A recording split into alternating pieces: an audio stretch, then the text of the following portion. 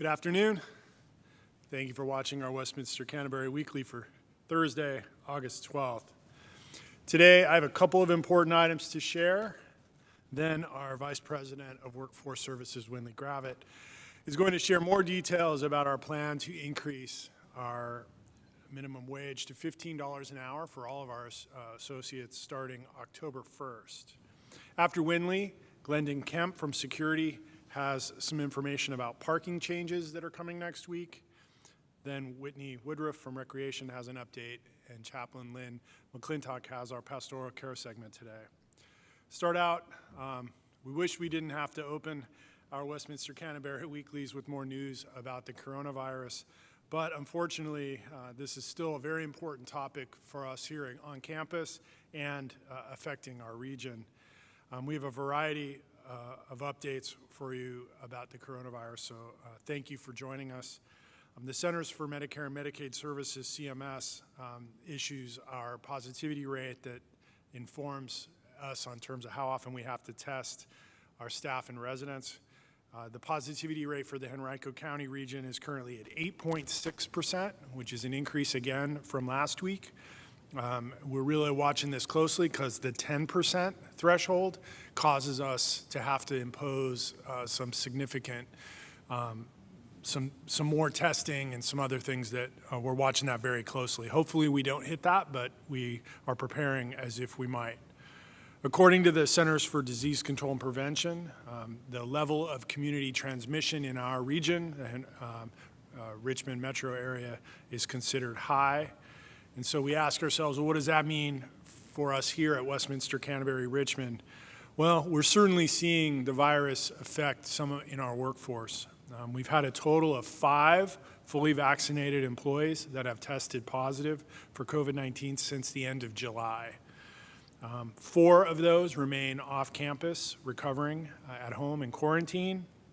Thankfully, and really due to the hard work of managers and staff following the guidance and taking the guidance seriously, these employees did not expose any residents or other employees after being exposed. All of them got tested after being exposed and didn't expose any residents or staff. So really good news.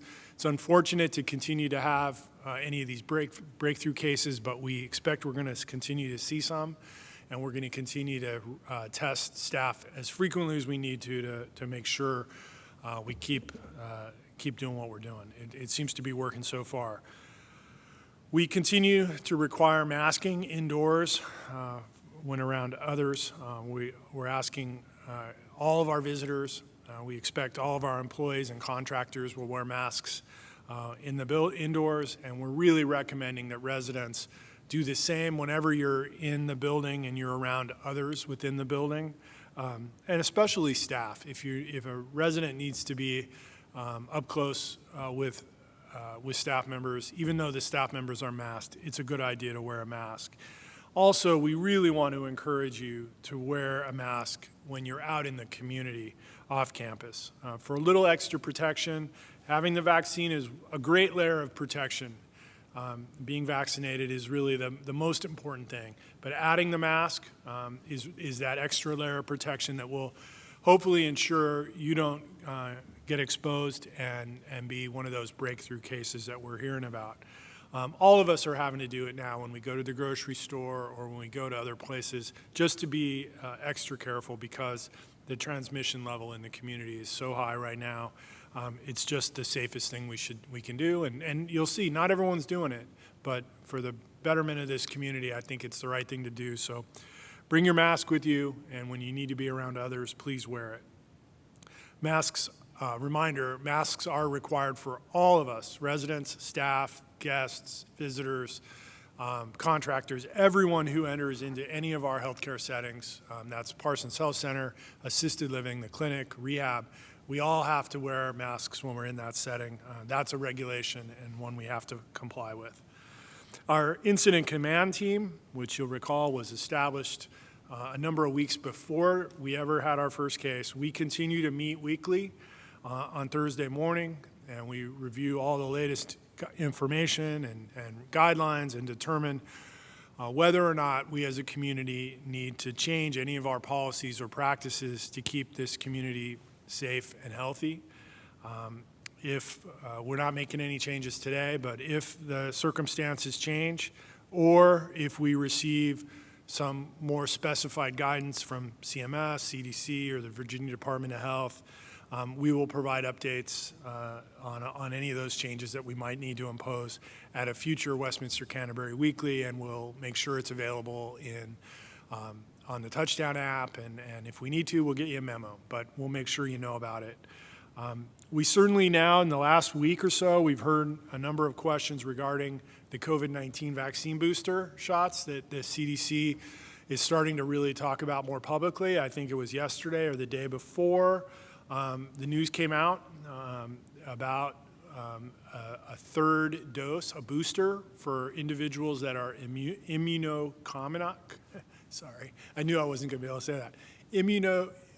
Immunocompromised individuals, which there are certainly some probably here on campus, but the vast majority of our residents and staff probably don't qualify for that booster because this would be something that would come specifically through a physician provider because of a condition that leads someone's to be immunocompromised. That's where the discussion currently centers around making sure those folks get a third booster because they never would have essentially gotten the same protection that the rest of us got. And so we're hopeful that that will happen soon. And the conversation, as recent as today, the CDC is talking about issuing guidance about a booster shot for the rest of us. So we know that's coming, and we know that we'll all probably likely need a booster at some point later this year or at some point.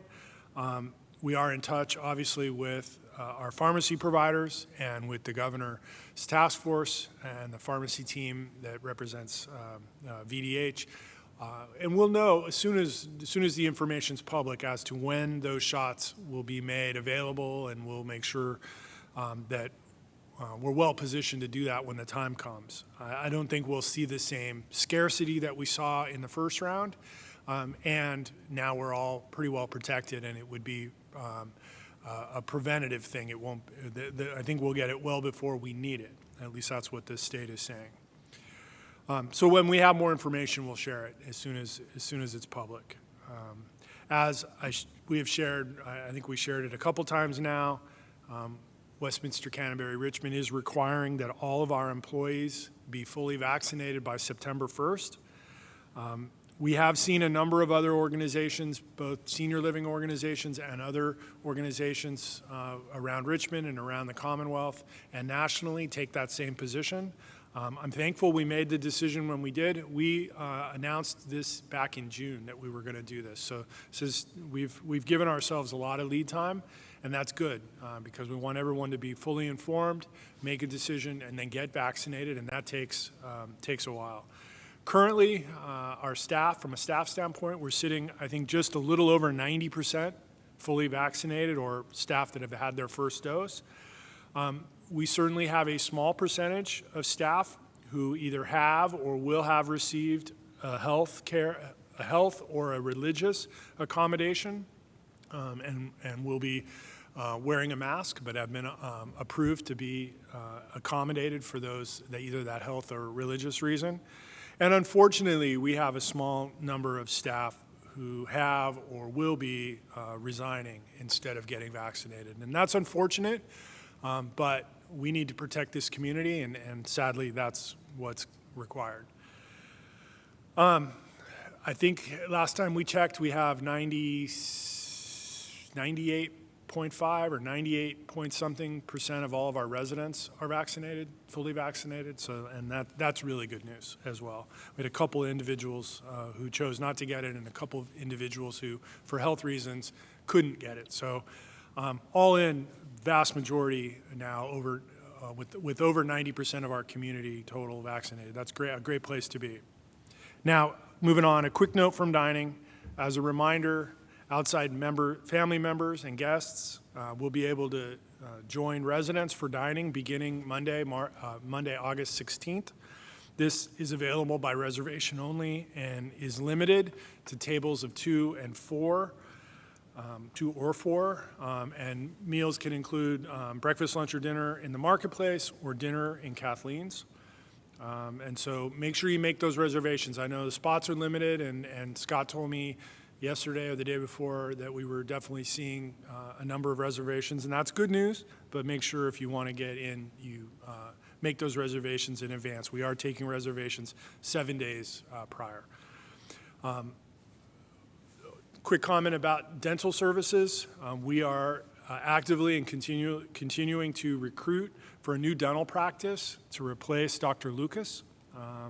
For residents who used Dr. Lucas's services, we have a new address and phone number for his practice. If you'd like that information, it's available in the clinic, and it will be in the August 26th issue of the Westminster Canterbury Tales. Lastly, just a quick update on our strategic planning process that the organization and foundation, corporation and foundation are under in process. Last month I shared with you that we kicked off our next round of strategic planning for both organizations. We started back in June, and it's going to take us about 9 or 10 months. We've established 9 work groups that are all diving into a variety of topics to learn and share about all the different topics that are important to Westminster Canterbury's future. Each work group includes staff members, members of our corporate and foundation board, residents, and so far it's a great process. One of the work groups that we've established is focused entirely on communications, and they want to hear from you. They want to learn from you. So a communication survey will be sent to all residents as well as family members, staff, and others on our wait list. Residents will find the communication survey in your boxes on Monday. The survey is also available on the Touchdown Community app under the Tales tab, and we will be providing a digital link for those who prefer to fill it out online. Please take a few minutes, fill it out, return the survey if you would by Wednesday, August 25th.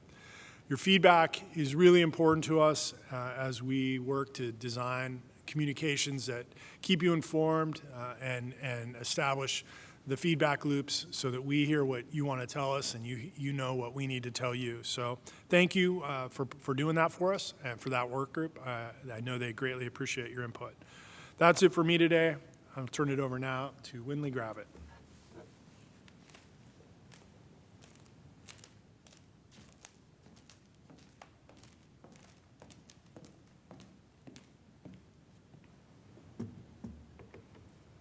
Good afternoon.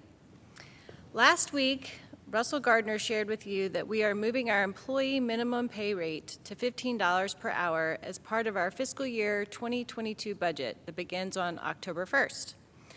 So I'm here to tell you a little bit more about what that means for our employees.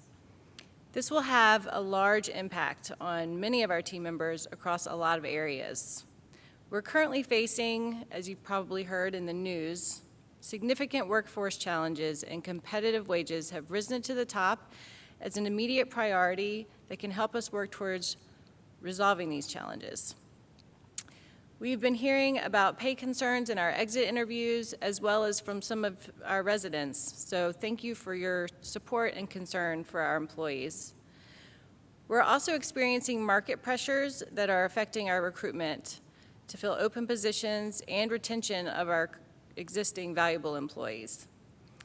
The competitive market is paying higher rates and moving quickly towards $15. By increasing our minimum wage to $15, we will be competitive in the Richmond market. It will take us to the forefront of our industry and accomplish the minimum wage that will be required by the state in 2026. We are excited to be leading the way in this area.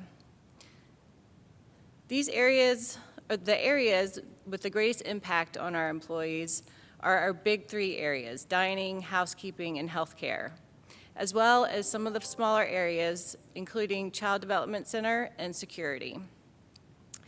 Addressing increasing the minimum wage and compression in these 5 areas will have an impact on almost half of our employees. So I mentioned compression. The second half of this project is addressing compression that occurs when wages of new employees coming into the organization begin to approach the rates of those who've been here for many years. And we want to acknowledge and support our employees who have long tenure with our organization. Our current plan is to address this across all areas of our community and continue to correct any pay inequities over the next couple years. We would like to get as much of this done in this year as much as the budget will allow, but we won't be able to fix all of it in 2022. So, meaning that employees who are experiencing compression can expect an increase this October, as well as next October, and potentially in 2024 as well. We believe that this will have a great morale boost for our team. It will give us a competitive edge that will be felt widely amongst our employees. So far, this project has been met with resounding support from our residents, and we're grateful for your understanding and support of this very important effort. That's all for me. Up next is Glenn Kemp from Security.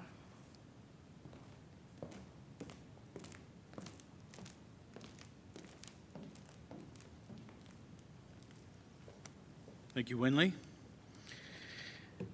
I'm here to tell you about some of the upcoming parking changes that are happening on Monday. We are looking forward to beginning construction of our new parking deck that will add approximately 400 spaces, plus additional parking surrounding it, solving many of our parking challenges. Starting next week, changes are coming. On Monday, August the 16th, the Parsons Health Center parking lot will close. Most of our staff will park in the employee lot by the Cochran Pond and the employee temporary parking lot.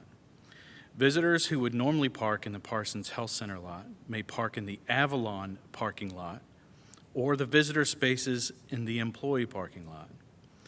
Employees and visitors have been provided with additional information and maps to help with this change. We ask that residents please help us by reminding your private duty personnel that they may not park in spaces marked for visitors and residents. They must park in areas designated for staff. The Parsons Health Center, Child Development Center, and the Gables and Monticello entrances will remain open. We have heard questions from residents about how we are protecting the safety of those who will be parking in this new lot.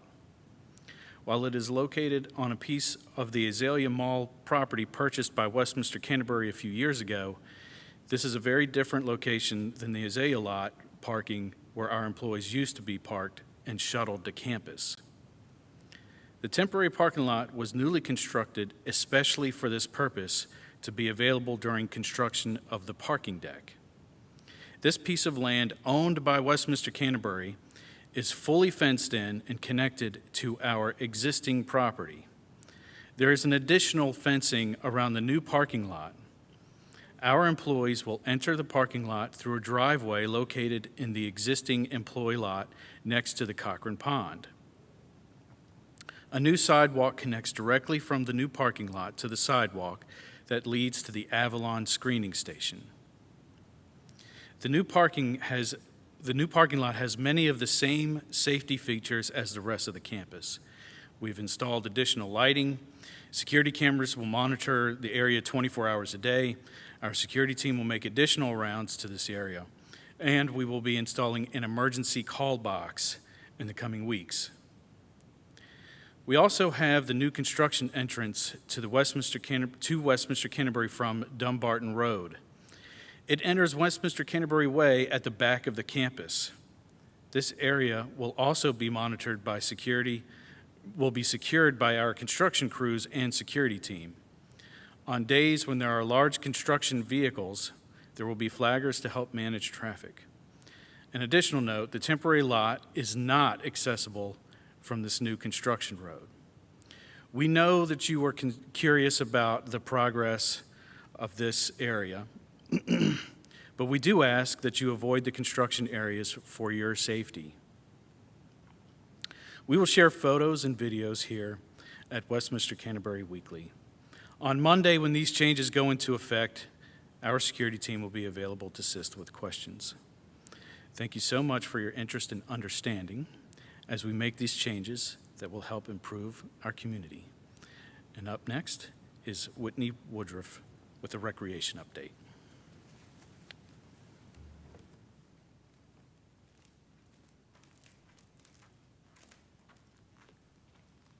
Good afternoon, everybody. Well, I am here with an announcement about venue transportation for the 2021 season, and we are happy to announce that we will be able to provide it. For those residents who may be new to Westminster Canterbury, our venue transportation is a way that we are able to provide residents with door-to-door service to some of the cultural arts events in the Richmond community. This helps so you don't have to deal with parking downtown and can just get a ride straight from Westminster Canterbury to the events, such as the Richmond Symphony, the Richmond Ballet, or the Virginia Opera. This year, which is going to be different from last year's or years past, we will be utilizing charter buses for this service. The cost will be comparable to previous years, but because of this change, we must commit to having at least 20 riders per venue. And so we'll have to have 20 residents sign up for each venue date to ensure that we'll have a bus for those particular evening events. So we're going to do it a little differently than we've done in the past, and we're asking that residents who are interested in taking this transportation sign up outside of my office. So that's Whitney Woodruff's office. It's right down the hall to the Spiritual Center, and we have sign-up sheets there. And hopefully this will help for you to see how many folks have signed up so we know if we will be able to get a bus for those dates. So please do plan for alternative transportation should we not be able to get 20 riders per event. Please note that these will be unstaffed transportation since we're using the charter bus. So residents would have to be able to board and exit the bus independently. Also, you're just signing up for your transportation. You would have to purchase your venue tickets separately. But if you have any questions about any of this, please don't hesitate to give me a call. I can be reached at 264-6058. Thanks so much, and up next is Lynn McClintock.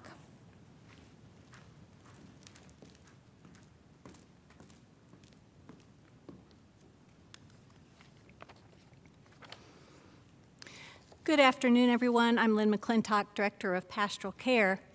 These are definitely busy times at Westminster Canterbury. We are so appreciative of each person that makes up this wonderful community, staff and residents, and for the part that each of you have played in keeping our community as positive and as safe as possible. Life is always a roller coaster of sorts, and certainly the pandemic has steepened the climbs and the drops as we've figured this all out together. We continue to hang on together and to stay together as a community. One thing I know that I need every day to steady myself is just some quiet time, just a few minutes of quiet time. Praying or listening to music or reading scripture or reading other devotional materials, those are my go-tos. I subscribe to a few online devotionals, and one that arrived this morning in my inbox spoke to me particularly, and I wanted to share it with you all today. This one lifts up some thoughts from an Episcopal priest and author, Stephanie Spellers. She refers to the verses in the letter to the Philippians,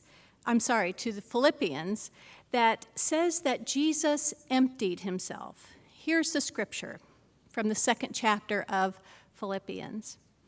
Let the same mind be in you that was in Christ Jesus, who, though he was in the form of God, did not regard equality with God as something to be exploited, but emptied himself, taking the form of a slave, being born in human likeness, and being found in human form, he humbled himself and became obedient to the point of death, even to death on a cross. Spelling writes this, and I'm reading selected sections of her work. Jesus' life on earth was a purely downwardly mobile path.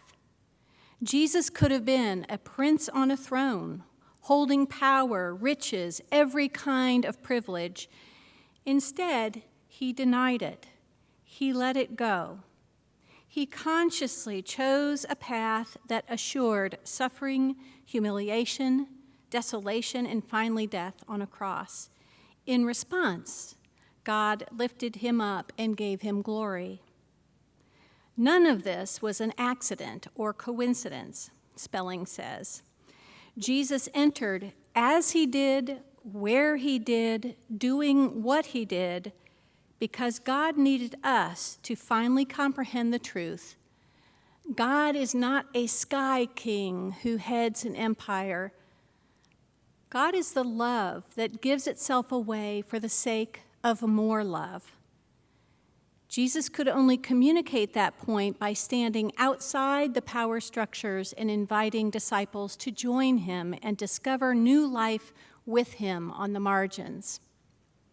She goes on to say, in Jesus, God shows us what it is like to be this vulnerable, humble, and self-giving. In him, we see one who did not run from the things that broke his heart, nor did he first calculate what he would gain from a situation. Jesus sought instead to give away his life so he and others might flourish as God intends. God invites us into a covenant whereby the power of the Spirit, we can choose to allow our hearts to break and then take the pieces, our lives, our goods, our loves, and our privileges, and share it all like a broken loaf of communion bread. I'll stop my quoting of Spelling here.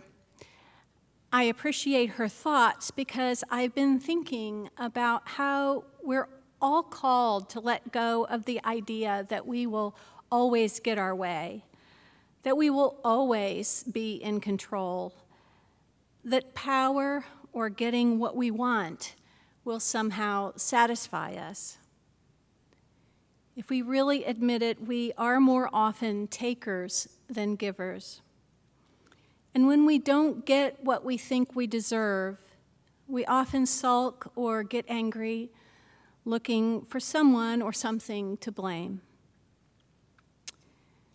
I think each of us have to look at our own lives to see where there are opportunities for self-giving, for letting go, and for emptying ourselves.